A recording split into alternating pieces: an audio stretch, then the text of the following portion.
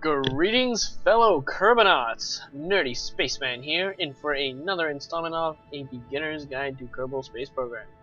In this episode, we're going to spend most of it in the VAB. We're going to discuss building much more complicated rockets that have they're using the fuel to the most of their ability. Because the goal of this is to build a rocket that is powerful enough and has enough fuel to get us all the way out to orbit. In the next episode, we'll talk about how the orbit mechanics actually work. But in this one, we'll just talk about building big enough rockets, because there has to be a minimum size for your rocket to actually get out into orbit. It has to reach what's called escape velocity, and that is the speed required to get into orbit, or orbital velocity. But anyways, when we go to the tech tree, we have a whole bunch of science. And we actually have enough science unlocked here to actually get us all the way out there. And what I'm going to do is I'm going to show you the two ones that are most important. The advanced rocketry one, that is extremely important because it's going to unlock the Terrier liquid fuel engine, and it's also going to unlock a bigger fuel tanks. The Terrier is the key to getting into orbit, and I'll tell you why in a bit. But that's 45 science. It's a whole bunch of science, and that pretty much doesn't leave us much after that. I'm going to go for the basic science in the other end of the tech tree, because it unlocks one more science equipment, which is super duper useful because we'll be able to collect science faster. The more science equipment you have, the more experiments you can do per biome, and the more science you'll have when you're done collecting everything. It also unlocks a couple other parts like the battery, but we probably won't be using it just quite yet. But again, whenever I get around to using these parts, I'll explain them. But anyways, I'm going to go ahead and research that, and that leaves us with only 7 science left, so we can't go. The outside edges of the trees are my personal favorites. The top side has got to do with bigger engines, bigger rockets, and the bottom one has to do with interesting stuff like better experiments, battery power, solar power, and other interesting stuff. The middle ones have generally to do with aviation and airplanes, which is kind of like a middle ground between everything, and we can go more into detail about those later. We will be using airplane parts to build more stable rockets when they get bigger and they fly faster. But that'll be much later, and we'll get there when we get there. But for now, we're going to focus on building bigger spacecraft, and we're going to talk about a design process, how to approach building these rockets in a more fuel-efficient way, and understanding how rockets and rocket engines work. I'm going to start with the Lance. That was the previous rocket we launched, and we're essentially going to build a souped-up version of this rocket. It's going to get us all the way out there. If you remember on the previous video, we went so fast during re-entry using the liquid fuel engine, and it burned so long and it was so powerful, we actually got re-entry effects, and that's actually not very fuel efficient. It is not very fuel efficient to fly like that, and so that's just ridiculous. You don't want to go like that. What I'm going to do is I'm going to get rid of the bottom stage down here, and I'm going to talk about building this top stage so that we can get to where we need to get to, and that would be orbit. When you're in orbit, you don't need a lot of mass, you don't need a big engine. So what I'm going to do is I'm going to take this here and just move it off to the side for now. And I'm going to go to the fuel tanks and add this bigger one here. Again, bigger fuel tanks are always better. They're usually modular. For example, these little ones here, the ones that were unlocked in the very beginning, they are one size. They're very little bit fuel, 45 liquid fuel, 55 oxidizer. The next one up is literally twice the fuel capacity. As those, so it doubles. Then the next one that we're going to use now, that's double as well. So you can see here they have a hierarchy.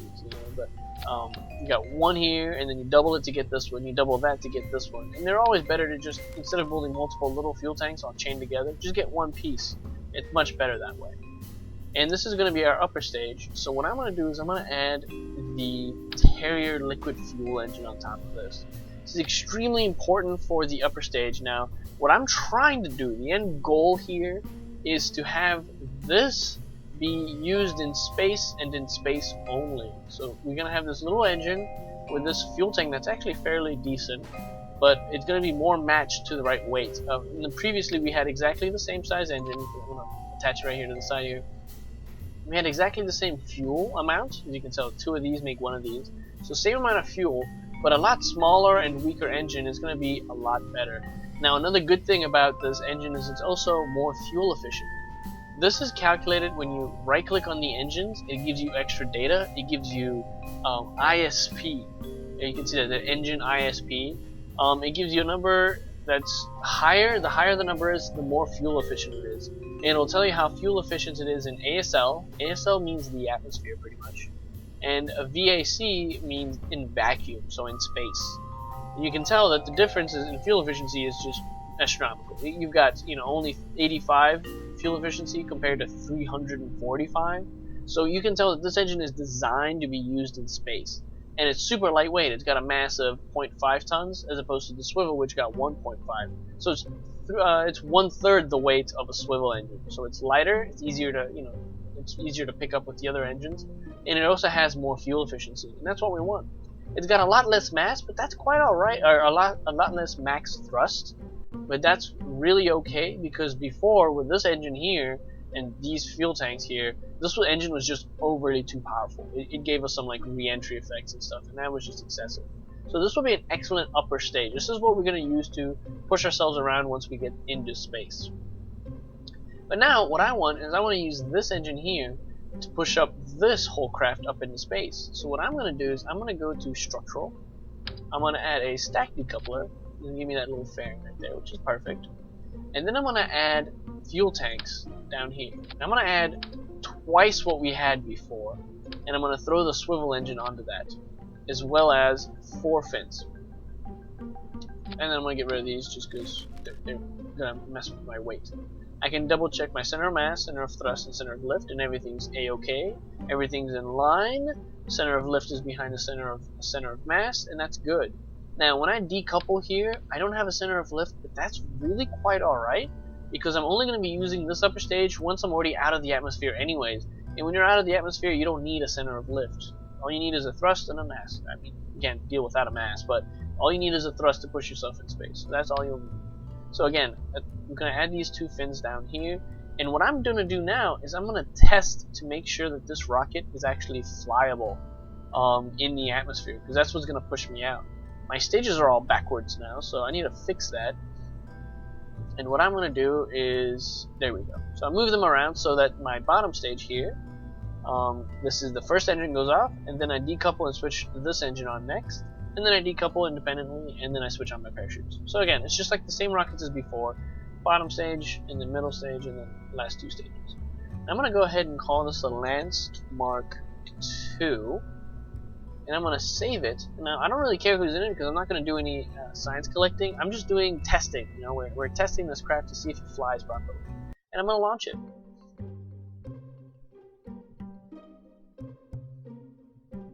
Alright, here we are. I'm going to turn on my SAS, max my throttle, and launch the thing. You can tell now, right away, I'm starting to lift. So with all this extra mass, this engine is still powerful enough to push me. That's excellent news. But what I can do is I can revert back to the vehicle assembly building, and we're going to try to add more mass to this rocket.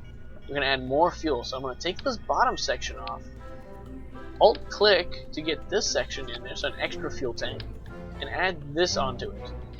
Now we've added more fuel, and we've added more mass to the rocket, and we're going to see if this launches. So again, I save it, and I go launch it,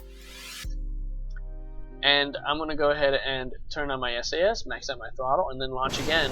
Here we go. We're still moving, but we're moving a lot slower. So now we're actually getting to the point where we need to, not go too much slower. Now, I could attempt to add an extra fuel tank, but at this point we're launching much slower, and I don't know if a 4th fuel tank will be too much.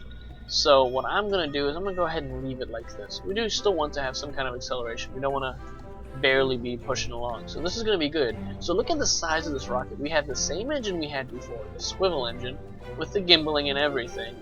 But we have all this extra fuel, so we'll be able to push all this into space.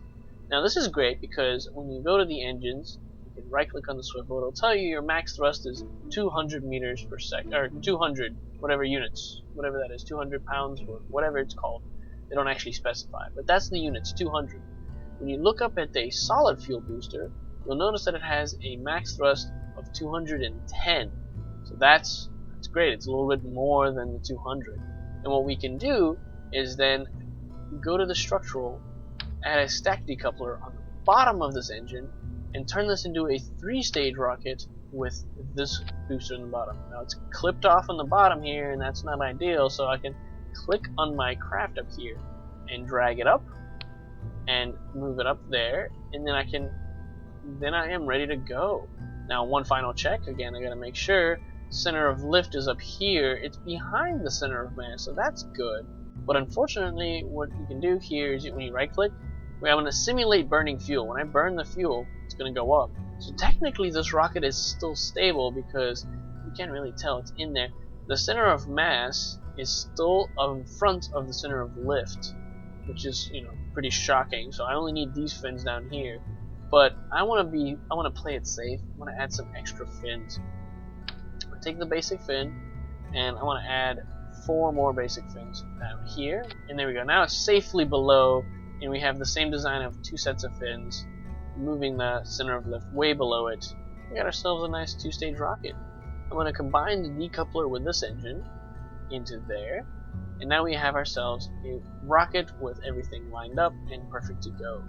This should have enough fuel and enough engine power to push us all the way up to orbit, and that's especially important, because that's the next place we want to go. That's where the next juicy bit of science is. And I can do one final check. I can launch it, and then hit the space to see if this even has enough power. And so with all this fuel and all this, and we launch it, and here we are, just barely lifting off the launch pad. This is perfect. This is about as fuel efficient as you can get. Nice slow start. And it doesn't matter if you start slow, because as you burn fuel, your craft gets lighter and lighter and lighter and lighter. And that's good, because then the thrust, since the thrust stays the same, you're going to be going faster and faster and faster, and that's good. So we want that. By the time the center stage runs out, we'll switch on to the middle stage, and we already know for certain that has enough thrust to keep us going, and we're going to continue adding speed. So I'm almost positive that this rocket is going to have enough thrust to weight ratio and enough fuel to get us all the way out to orbit, and that's exactly what we want. Now before we end this video, I'm going to talk a little bit more about the VAB. Since we don't have enough time to get us all the way up into orbit, I'm going to talk about a little bit more about the VAB and how this works. You've got multiple tabs here with multiple different controls. So you have, for example, the pods. These are all the different types of control units you have. You have a Sputnik, which is essentially a probe. It doesn't have like room there for a Kerbal. It's just a probe. But it needs electricity to run. When you right click there, it says it needs electric charge. It requires electric charge. So if you don't have any batteries, this thing will run out of charge and you will lose control of your craft, and it's going to careen and off to its own thing. Command pods and cockpits, on the other hand, they don't need electric charge, but they will be used for piloting craft. They also have reaction wheel force, and that's what actually spins us around. That's what gives us the ability to rotate the craft around, point it in different directions, and that's called reaction wheel force. It's this thing over here, the torque. And that's what that is, but that also consumes electricity to rotate the craft. Luckily for us, they come with an electric charge of 50, and unless we hold down the torque max speed, it's only going to consume 14 or 15 per minute. We've got 50 here, so it should be okay for a decent amount of flight and correction and the like. Also have other pieces of data here that you can look at. But that is the pods. The fuel tanks is nothing but standard fuel tanks. You'll get more fancy fuel tanks later on that have different storage types. But for now, it's just going to be regular fuel tanks. We've got our engines, and it's broken up into the solid fuel boosters, which are down here, the thumper, the hammer, and the flea, and you can always tell by the units on the bottom. It says solid fuel. You can right click and you can get more information about them, like fuel efficiency and their thrust. The other types of engines are the liquid fuel engines. We've got the Terrier, the Reliant, the Swivel, and the Thud, and we will get more engines as we progress, as well as the solid fuel boosters. They usually have different types of abilities, and they require liquid fuel and oxidizer. Another good thing about most liquid fuel engines, besides the Terrier, is they also produce electricity when they're burning. And some of them, like the gimbal, or like the Swivel and the Thud, they have gimbaling. Gimbaling lets you steer the nozzle so that you can point thrust in different directions. The Reliant, which is the workhorse liquid fuel engine, the one that's very powerful and very fuel efficient in the atmosphere, is going to be much less fuel efficient in space, but it is doesn't have gimbaling, but is a lot more powerful. So that's the downside. It's a trade-off. You want more power and less fuel efficiency in space for an engine that's going to lift you off the launch pad, but you want more control, like gimbaling, and more fuel efficiency in space for a bigger engine like that. Ideally, you want to use the Terrier engine for space travel, but sometimes it's just not powerful enough to push a whole rocket around.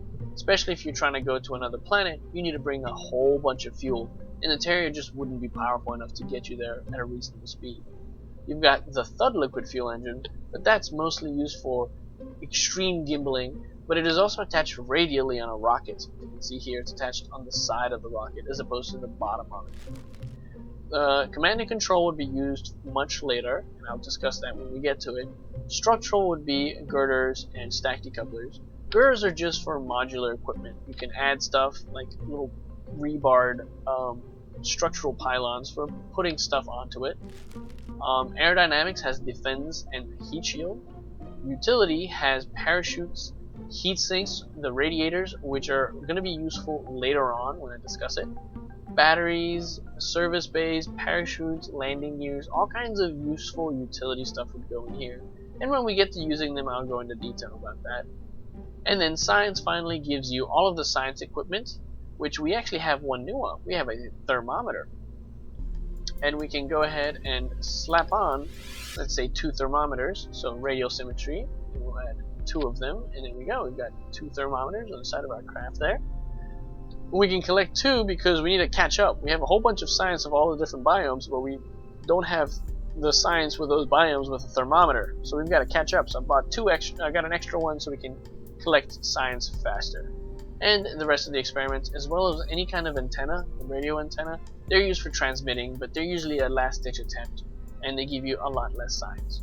But this was a great introduction to the VAB and all the complexities of it. We will probably be building more complex rockets, but it helps to know what all of these buttons do and stuff like that. I haven't discussed these, but we will talk more about those later. And I haven't really gone into action groups, but that's not going to be much later. So for now, these are the basics of knowing how to build your rockets and how to stage everything and where the parts go and how it's structured. But enough of that's all the time we have in this video. Go ahead and save this Lance Mark II. And I'm going to say farewell. This is Nerdy Spaceman. Stay safe and fly far.